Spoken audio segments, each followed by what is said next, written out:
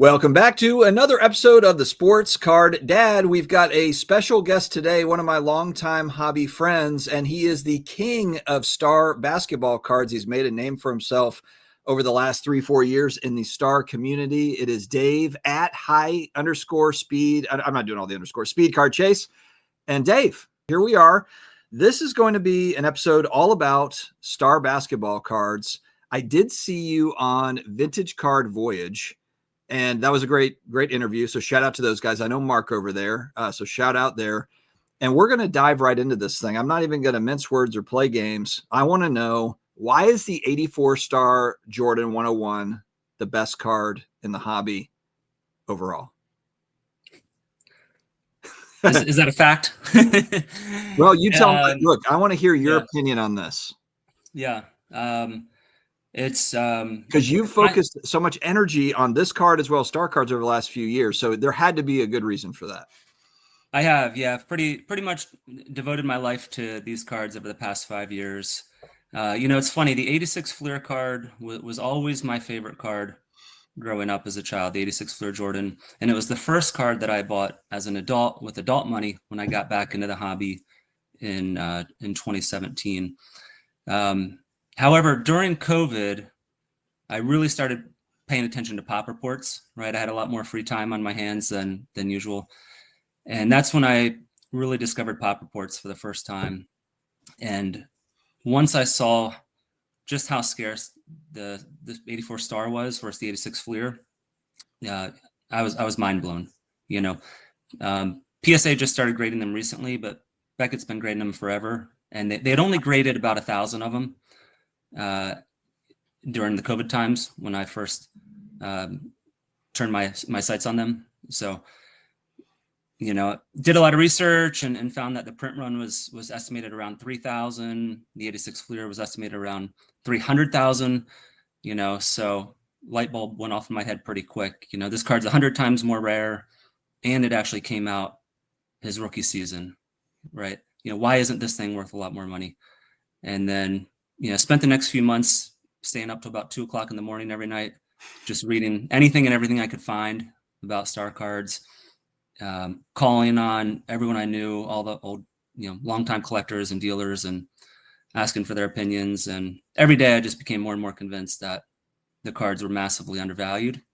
And I messed up. Not hold that thought, because you told me going back to 2021 or 2, it was a while ago.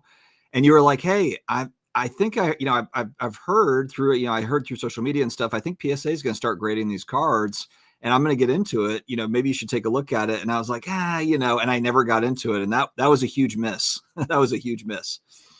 Yeah. So all of the research I did, I pretty much came to the conclusion that the only reason the prices weren't a lot higher than they were is because PSA wasn't grading them, at the time. And then in June of 21, Nat Turner did an interview with Jeremy Lee on Sports Cards Live. So shout out to Jeremy. Yep. And someone chimed in the comments. Someone just kind of typed in like, hey, are you guys going to grade star basketball cards anytime soon, or ever? And Nat was like, yeah, we're working on it. So that was in June of 21. As soon as I heard that was all I needed to know. I went out and I actually sold off my entire collection. I don't know if I ever told you that, but I sold every card in my collection. I didn't know that. Yeah. To free up as much cash as possible, just so I could go all in on star cards, because I knew all your chips into star. That's cool. Yeah. I mean, I knew once they were in PSA slabs, everybody would want them, right?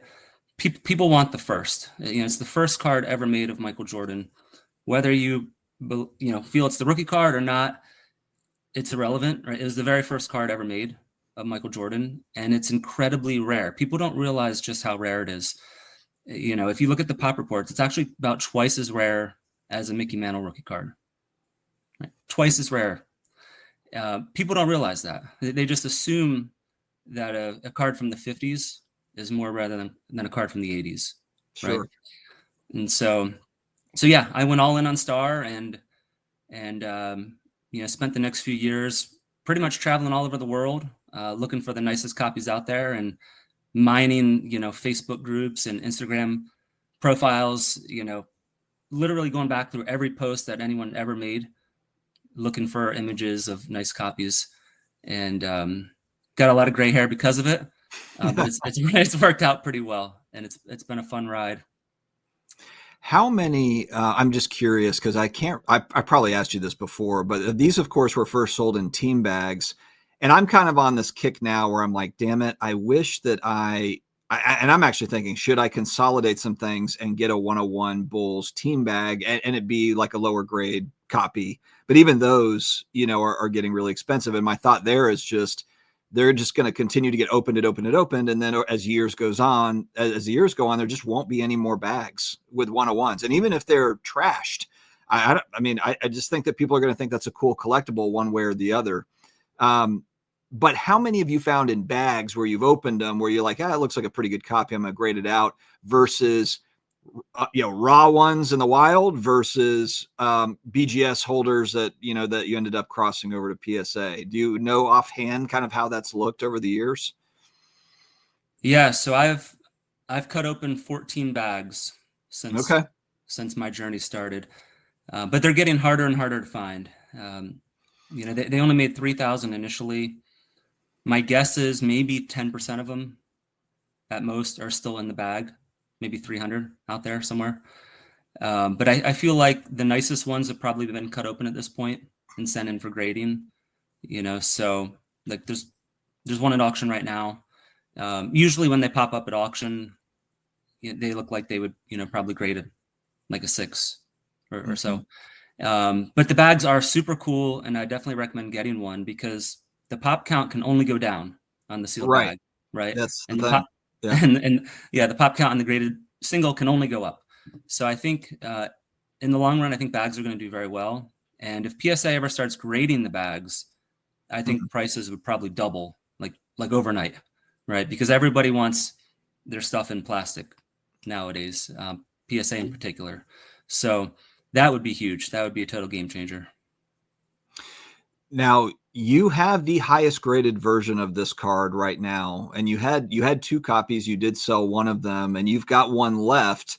And the one thing I wanted to ask you is, 'cause I've heard a lot of people say, I'm just going to wait. There's going to be a PSA 10. There's going to be a PSA 10 that pops up.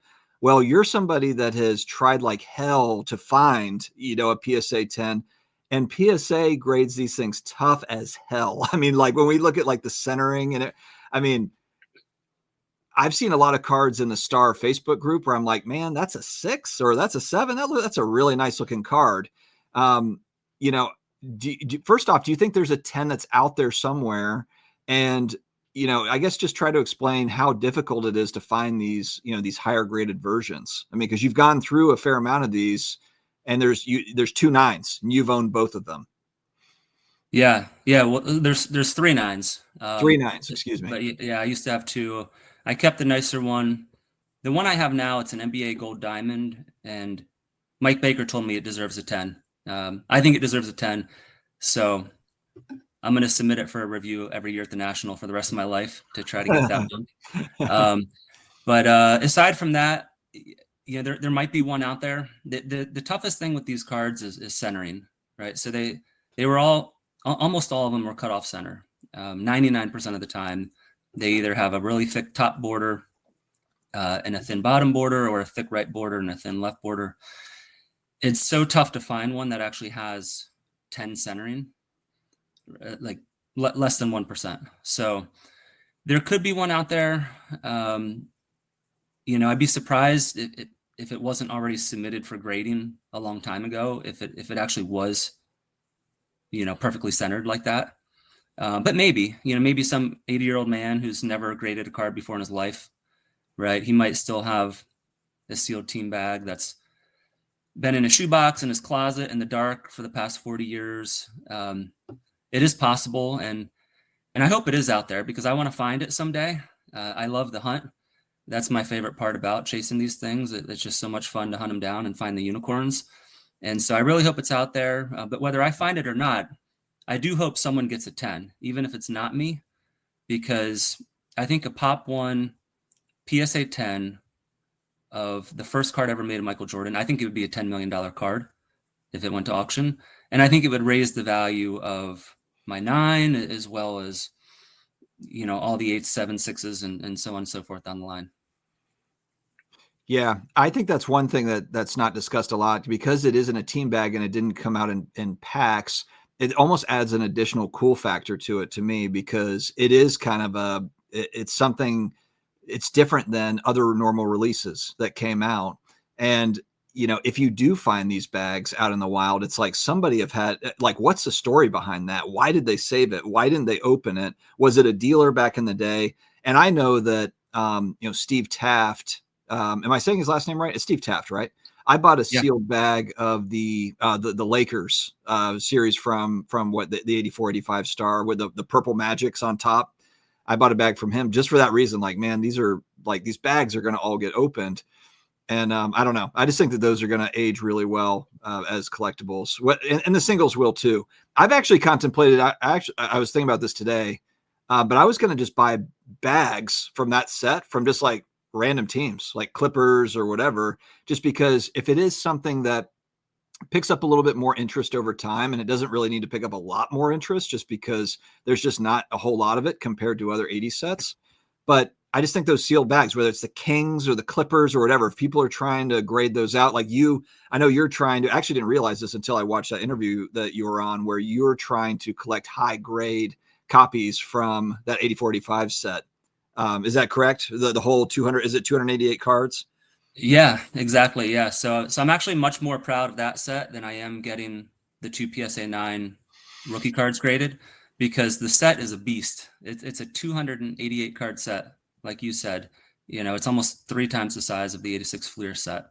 The Star Company, they made cards of all the starters and all the backups, which is why John Stockton has an 84 star card, but his first Fleer card isn't until 1988. Yeah, Because that's so wild. he was a backup the first 2 years. But yeah, it's an amazing set, and I'm trying to get the highest grade of all 288 cards in the set. And it sounds like that'd be easy to do, for modern stuff, because you can just go out and buy a PSA 10 of every guy. But these cards, they were all cut off center, so most guys will never have a 10. In fact, most guys will never even have a 9.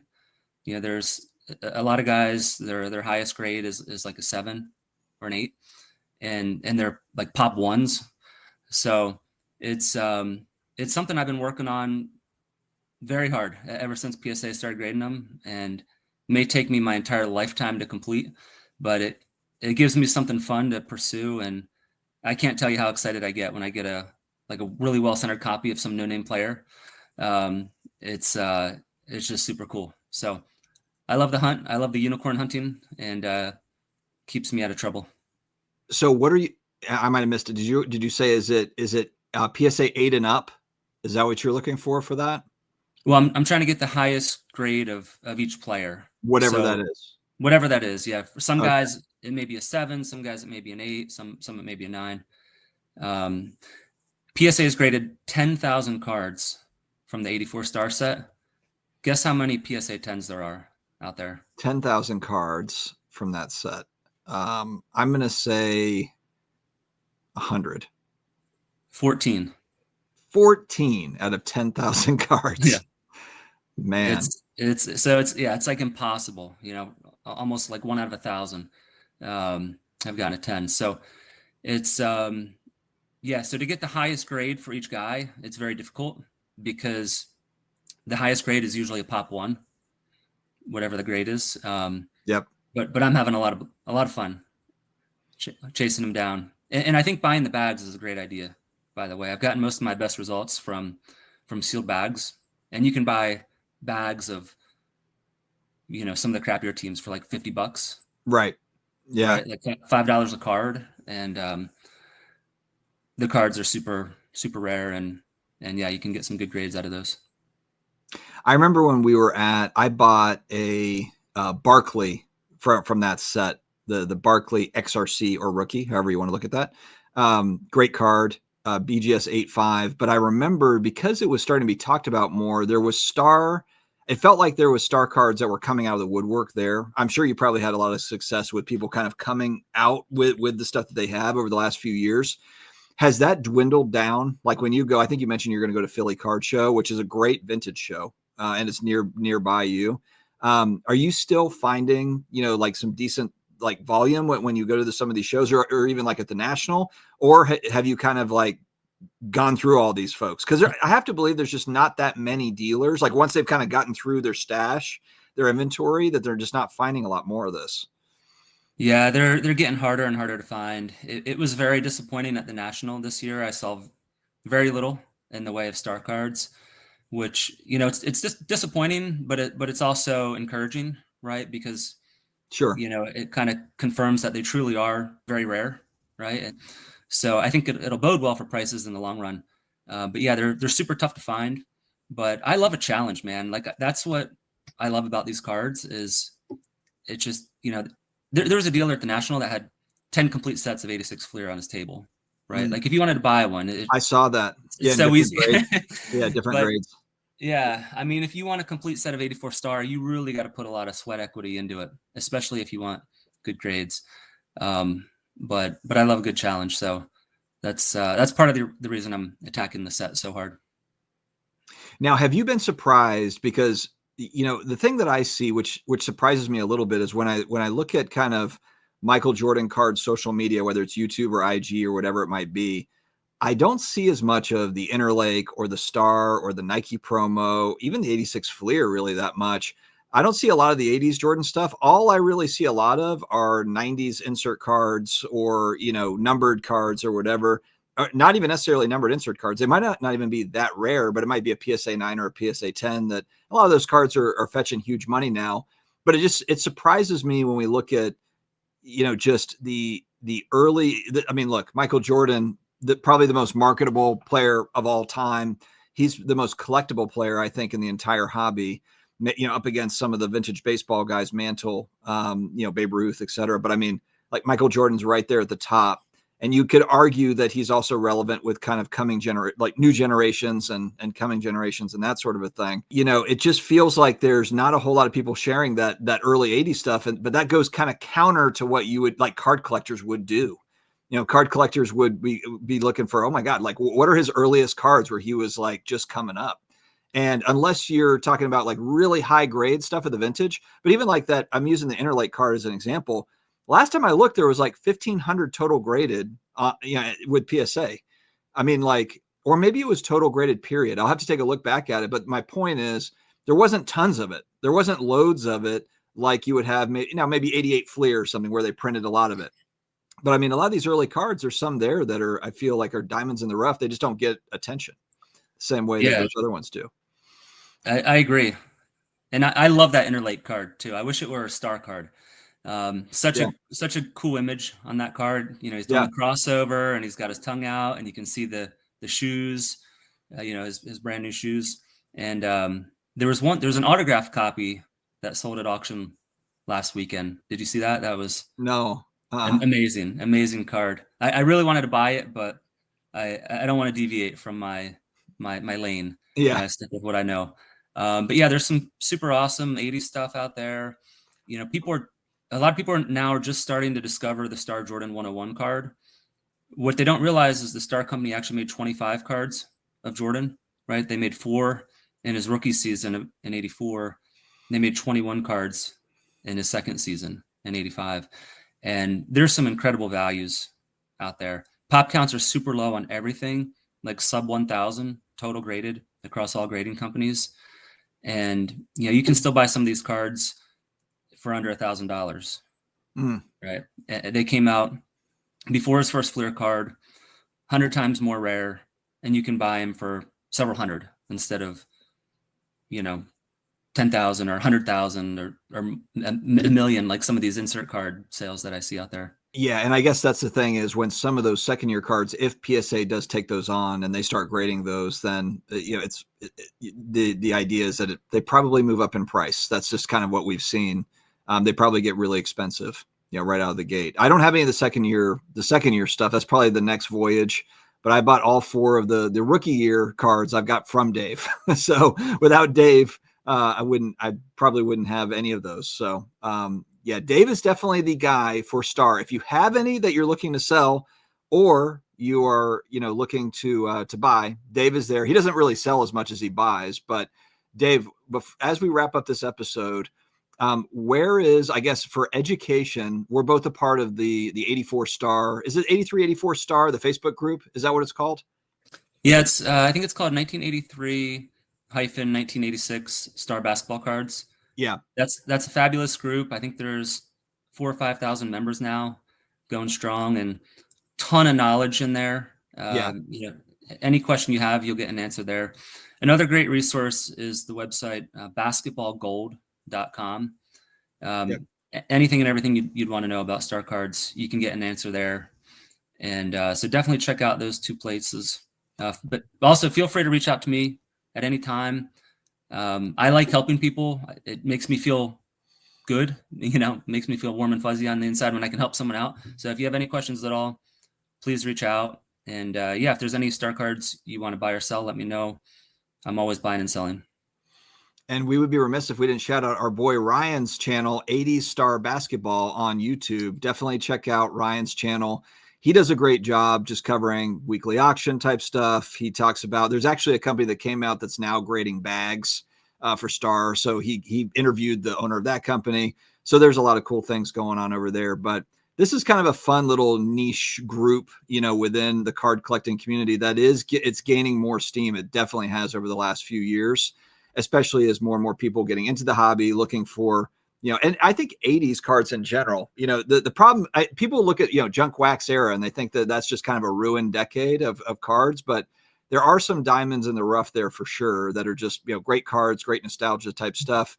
And Star falls into that bucket. So make sure to check out Dave on IG. He's got his @ with all the underscores. I'm not going to say it, but High Speed Card Chase. Check out Dave's channel. And buddy, I'm sorry. I thought that you had been on before, and now I feel bad. It's been way too long. Unacceptable, Dustin. I will never forgive you. All right, man. We'll see you again next time.